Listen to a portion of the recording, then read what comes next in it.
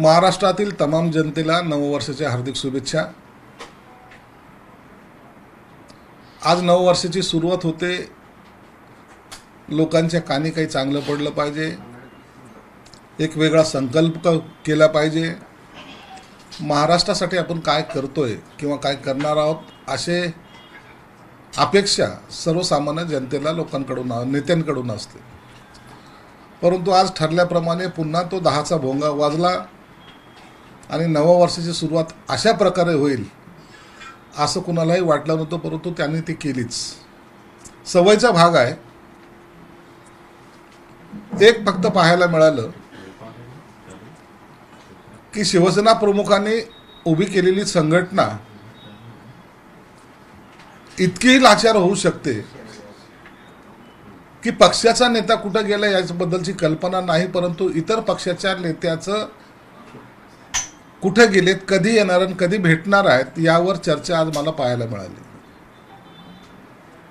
वाईट याच गोष्टीचं वाटतं की लाचारी पत्करायची तर किती,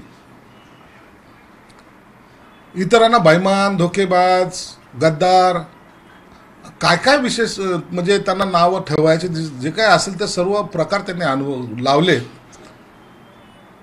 परंतु बंदर म्हणतो मेरी लाल या पद्धतीनं त्यांनी आपले आजही लाल करून घेण्याचा प्रयत्न केलेला आहे। कुणाला नामर्द म्हणलंय, कुणाला काय म्हणलंय। मला वाटतं ह्या महाराष्ट्राच्या संस्कृतीला, या संस्कृतीमध्ये हे शब्द बसतही नाहीत। परंतु दुर्दैव असं आहे, त्यांचा जो काही रिमोट आहे त्या रिमोटमधले सेलच गेल्यामुळं तेही काही बोलत नाहीत। पुन्हा मग आमच्यासारख्याला त्याचं प्रत्युत्तर द्यावं लागतं, कारण की सहन करण्याची ताकद आमच्यात नाही, ती फक्त त्यांच्यात आहे। मग आता कोणी येऊन टिपली मारून जावी या पद्धतीचं त्यांचं आता रोजचा दैनंदिन कार्यक्रम चालू आहे। म्हणून पुन्हा एकदा महाराष्ट्राच्या जनतेला मी शुभेच्छा देत असताना आपण सर्व मिळून या नवीन एक संकल्प करूया, या महाराष्ट्राला पुन्हा एकदा प्रगतीपथावर कसं जाता येईल किंवा मोठं कसं करता येईल यासाठी तुमची आमची सर्वांची एक साथ वज्रमुठ आपली तयार झाली पाहिजे। यांच्यासारखी नाही जी कधीच फुटलेली आहे, तसं न करता एक चांगलं महाराष्ट्र घडवण्यासाठी तुमचं सहकार्य अपेक्षित आहे, अशी मी तुम्हाला सुद्धा या माध्यमातून विनंती करतो। काल तुम्ही सेल नसलेला रिमोट, याचा अर्थ सेल नसलेला रिमोट जो कधी वापरतच यायला तयार नाही आणि म्हणून त्यांचे हे निष्ठावान जे रोज विष्ठा खात आहेत ते निष्ठावान आज पक्षाचं सोडून इतर नेता आता बेंगलोरला गेलाय, दिल्लीला केव्हा येणार आहे, मग त्यांच्याशी आमची चर्चा कधी होणार आहे, मग शरद पवारांशी काय चर्चा झाली, मग प्रकाश आंबेडकरशी काय चर्चा झाली, हे हातात कटोरं घेऊन जे काही फिरायला लागले दारोदारी त्याच्यावर कुणाचाही कंट्रोल नाही, कारण त्या रिमोटमधले सेल गेलेले आहे, हा त्याचा अर्थ आहे। म्हणजे उद्धव ठाकरे हे रिमोट नसले, सेल नसलेले रिमोट आहेत असं तुमचं आता सध्याला परिस्थिती तशीच आहे। तुम्ही काल जयंत पाटलांबाबत म्हटले होते की विस्तार त्यांच्यामुळे खड्डा आहे। जयंत पाटलांनी त्यावर प्रत्युत्तर दिलं आहे की याबाबत मला आता माहिती नाही, तर शिरसाटांनीच थोडा अधिक खुलासा करावा म्हणजे मलाही कळेल। त्यांना चांगल्या प्रकारे माहिती आहे जयंत पाटलांना की संजय शिरसाट हा खोटं बोलत नाही, मी काही संजय राऊत नाही, जे बोलतो ते अधिकृतपणे आणि जी माहिती असेल तेवढंच बोलतो। उगाच तरी काहीतरी वेडेवाकडे स्टेटमेंट करण्याचा मला सवय नाही किंवा मला हेडलाईन बनवण्याची सवय सुद्धा नाही। म्हणून जयंत पाटलांनी किती खोटं रेटून बोललं जरी असलं तरी त्यांनी छातीवर हात ठेवून सांगावं हे खरं की खोटं। आणि त्यांनी तुमच्याच चॅनलमध्ये तुम्ही दाखवलं की मागच्या वेळेला मी किती वेळा भेटलो, आमचे काय बोलणं झाल्यात याबद्दल त्यांनी सुद्धा खुलासा केलेला आहे। लोक सर्वच विसरतात अशातला भाग नाही, लोकांच्या सर्व लक्षात राहतं, हे आपण आपल्यासारख्या नेत्यांनी लक्षात ठेवलं पाहिजे। म्हणून खोटं बोल पण रेटून बोल ही पद्धत आता बंद करा। लोक उघड्या डोळ्याने तुमचे सर्व कृत्य पाहतायत आणि मी केलेलं स्टेटमेंट हे 100% खरं होतं हे मी छातीठोकपणे सांगेल। नसता मी अनेक, जर त्यांना आवश्यक वाटत असेल तर मी अनेक पुरावे त्याचे सुद्धा द्यायला तयार आहे। डॉक्टर म्हणजे सिद्धार्थचं राहिलं तू घ्यायला यार लवकर. मला तू विचार ना, तुला भेटतो ना. हा तुझं विचारायचं होतं ना. विचार ना. रत्नागिरी सिंधुदुर्ग लोकसभा मतदारसंघासाठी भाजप शिवसेनेत पुन्हा चुरस पाहायला मिळते. सार्वजनिक बांधकाम मंत्री रवींद्र चव्हाण मैदानात उतरणार आहेत आणि ही लढाई जी आहे ही कशी तरी आक्रमक असणार आहे आणि खळबळजनक असणार आहे. कृपया अशा कोणत्याही लढाया आणखीन कोणी आक्रमक झालेलं नाही, कोणी एकमेकाच्या विरोधात लढण्याची भाषा सुद्धा केलेली नाही. प्रत्येक मतदारसंघामध्ये जो भाजपचा असेल, राष्ट्रवादीचा असेल, शिवसेनेचा असेल, प्रत्येक मतदारसंघामध्ये पक्षाचे कार्यकर्ते, पक्षाचे नेते हे दौरे करतात. याचा अर्थ तो मतदारसंघ आपल्याकडे आहे की हा मतदारसंघ त्यांच्याकडे आहे या दृष्टिकोनातून नाही. हा दौरा तिथलचा संघटन मजबूत करण्यासाठी आहे. वारंवार सांगतोय आम्ही की हे जे काही निर्णय होणार आहेत ते युतीतले नेते, मग एकनाथ शिंदे साहेब असतील, देवेंद्र फडणवीस साहेब असतील, अजितदादा असतील, हे बसून घेणार आहेत. त्याच्यानंतरच मतदारसंघ कोणता कुणाकडे गेलाय, मग त्यावेळेला कोणी काय केलं याला महत्व आहे. आज त्याच्यामध्ये ह्या भांडणाला तसा कोणताही अर्थ नाही किंवा कोणीही त्याला आणखीन अधिकृत दुजोरा सुद्धा दिलेला नाही. काय झालं मुख्यमंत्र्यांच्या नावाने जसे आरोग्य सेवा सुरू करण्यात आली होती तशीच उपमुख्यमंत्र्यांच्या नावाने सुद्धा आरोग्य सेवा सुरू करण्यात येत आहे. सर्वसामान्यांसाठी पोहोचते. एक मिनिट त्याच्या आधी उदय सामंतांचा भाऊ आहे किरण सामंत, त्यांनी ते स्टेटस ठेवलेलं आहे आणि आता इथं आमची लढाई आहे करून त्यांनी स्वतःची उमेदवारी जणू आता लोकसभेची घोषित केलेली आहे म्हणून हा प्रश्न होता. हे बघा, प्रत्येकाला आपापली उमेदवारी मिळावी म्हणून प्रयत्न करत असतात. कोणीतरी मला सुद्धा या सगळ्या मी रेसमध्ये आहे याची दखल घ्यावी त्या पद्धतीने त्यांनी सुद्धा केलेलं आहे. आणि इच्छा असावी, इच्छा नसावी नाही, इच्छा असावी, परंतु पक्षश्रेष्ठी अखेरला त्यावर जो काही निर्णय घेतील त्यांना तो निर्णय त्यांच्यासाठी सुद्धा बंधनकारक राहणार आहे. काल किरीट सोमय्या एका पुढारीच्या कार्यक्रमात आले होते. त्यावेळेस मोठ्या लक्ष्यामुळे भाजपची भ्रष्टाचाराचे आरोप असलेल्यांशी तडजोड होते. राजकारण्यांनी पक्षात येतात, मित्र पक्ष बनवतात, तेव्हा छोट्या तडजोडींची सोमय्यांनी कबुली दिलेली आहे. ती तक्रार मागे घेत नाही, पण पक्षाच्या रणनीतीमुळे तडजोड करावी लागते असं त्यांचं मत आहे. भाजपमुळे घोटाळेबाजाविरोधात सोमय्यांना गप्प राहावं लागतं असंच त्यांनी दिलेल्या मुलाखतीत म्हटलेलं आहे. सोमय्याची काल मुलाखत मी सुद्धा पाहिलेली आहे, परंतु सोमय्याने बोलताना त्यांचा रोख सर्वस्व त्याच्या पक्षाच्या नेत्यांकडे, काही नेत्यांकडे होता. त्यावर आता त्या नेत्यांनी त्याचं उत्तर द्यायचं आहे. त्या उत्तर द्यायला आम्ही बांधील नाहीत. आम्ही जे काही केलं आहे, आम्ही जो काही उठाव केला त्यामुळंच भाजप सत्तेत आली हे त्यांना नाकारून चालणार नाही. आम्ही होतो म्हणून भाजप शिवसेनेची युती झाली आणि सत्ता स्थापन झाली, हे कोणीही नाकारू शकत नाही. दुसरं असं देखील ते म्हटले की महायुती सरकारमध्ये घोटाळ्यांचा प्रयत्न होत असल्याचं धक्कादायक आरोप त्यांनी केलाय. होत असेल त्याच्याबद्दलचं त्यांनी स्पष्टपणे बोलावं आणि जो कोणी करत असेल त्यावर सरकारने कारवाई निश्चित करावी. हे सरकार घोटाळे करण्यासाठी नाही, हे सरकार लोकांच्या कामासाठी आहे आणि त्यांचे काम हे जनतेपर्यंत पोहोचले पाहिजे, हेच प्रयत्न सरकारने करायला पाहिजे. आणि जो कुणी असं जर घोटाळे करत असेल, त्यांच्या जर लक्षात येत असेल, त्यांनी त्या पक्षाच्या नेत्यांकडे किंवा मुख्यमंत्र्यांकडे तक्रार करावी, गंभीरपणे त्याची दखल घेतली जाईल. महाराष्ट्र लुटता यावा यासाठी ठाकरेंचं सरकार पाडलं गेलं, महाराष्ट्राची लूट व्हावी यासाठीच आमदार खासदार फोडले गेले असा दावा राऊतांनी. अहो, घरात कुलूप लावून बसल्यानंतर महाराष्ट्र कोण लुटतोय न लुटतोय याच्याबद्दल चर्चा तुम्ही करू कशा शकता? कोण महाराष्ट्र लुटायला लागलंय? कुणाची ताकद आहे महाराष्ट्र लुटण्याची? महाराष्ट्र एवढा कमजोर आहे का कोणी येऊन लुटावं? हे का वस्त्रहरण करण्यासारखा प्रकार आहे काय? महाराष्ट्र हा शूरवीरांचा महाराष्ट्र आहे. महाराष्ट्र हा अनेक संतांचा महंताचा महाराष्ट्र आहे, अनेक विद्वानाचा महाराष्ट्र आहे. त्याला कुणी येईल आणि टिपली मारून जाईल एवढा महाराष्ट्र कमजोर नाही. आणि ज्यांना हे वाटतंय ना ते कमजोर होते. महाराष्ट्राला कोणी ओरबडू शकत नाही, लुटू शकत नाही. ते एखाद्या वेळेला राजकारणाला बाजूला सारतील, परंतु महाराष्ट्र जनता या महाराष्ट्राच्या अंगावर जो कोणी येईल त्याला सोडत सुद्धा नाही, हे इतिहासाने दाखवून दिलेलं आहे. मुंबई तोडण्याचा भाषा करतात. कसली मुंबई तोडताय? अहो, मुंबई तोडाची भाषा जरी केली तर 108 हुतात्म्यांनी तिथं प्राणाचं आपलं बलिदान दिलेलं आहे. हे कसं विसरून चालेल?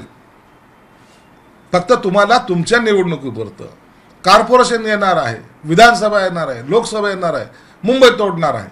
कोण तोडणार आहे? अनेक वेळेला मुख्यमंत्री असेल उपमुख्यमंत्री असेल त्यांनी ठामपणे सांगितले कुणाच्या बापाच्या दम नाही की मुंबईला हात लावेल किंवा तोडेल. मग एवढं बोलल्यानंतर सुद्धा त्या विषयावर येणे आणि वारंवार तोच विषय चघळत बसणे या लोकांना एक सवय झालेली आहे. काल तुम्ही असं म्हणाले होते की शरद पवार आणि प्रकाश आंबेडकरांची भेटीवर ही एकत्र येणारच नाही, पण आता ते स्वतः आंबेडकरांनी गुपित उघड केलं आहे की आम्ही एकत्र येणारच आहोत, भेटीगाठी होत राहणार, आमच्यासाठी इंडिया आघाडीची दारं अद्याप बंद नाही. शरद पवार साहेबांना ते भेटले. शरद पवार साहेबांचं आणि प्रकाश आंबेडकरांचं प्रेम हे अख्ख्या महाराष्ट्राला माहिती आहे. परंतु आता जर त्यांचं भेटी होत असतील, ते बोलणं होत असेल, काल त्यांनी स्टेटमेंट केलं होतं की त्या ज्या काही भेटायला जिथे गेले होते त्याच्या पलीकडे त्यांच्या 2 बहिणी राहतात त्यांना भेटायला गेले होते. आज ते म्हणतात की आम्ही त्यांना भेटलोय आणि आमची बोलणी चालू आहे, तर आमच्या त्यांना शुभेच्छा आहेत. त्यांनी यांच्याबरोबर युती जर होत असेल तर त्यांना आमच्या शुभेच्छा आहेत. परंतु एक लक्षात ठेवावं, आम्ही यांच्याबरोबर हे 2.5 वर्ष काढल्यानंतर आमचा जो अनुभव आहे तो अनुभव फक्त त्यांच्या नशिबी येऊ नये एवढीच फक्त इच्छा आहे. लोकसभा निवडणुकीच्या पार्श्वभूमीवर भाजप आता ॲक्शन मोडवर आहे तुमच्यापेक्षा जास्त. भाजपच्या महाराष्ट्रात 1 कोटी अँबॅसेडर नेमण्याचं सुरू आहे असं सांगितलं जातं. नेमकं कशासाठी, काय भाजपचा प्लॅन आहे अशी चर्चा सुरू आहे. आता भाजपचं इंटरनल काय प्लॅन आहे याबद्दलची मला कल्पना नाही, परंतु जो तो आपापल्या पद्धतीने निवडणुकीची तयारी करतोय.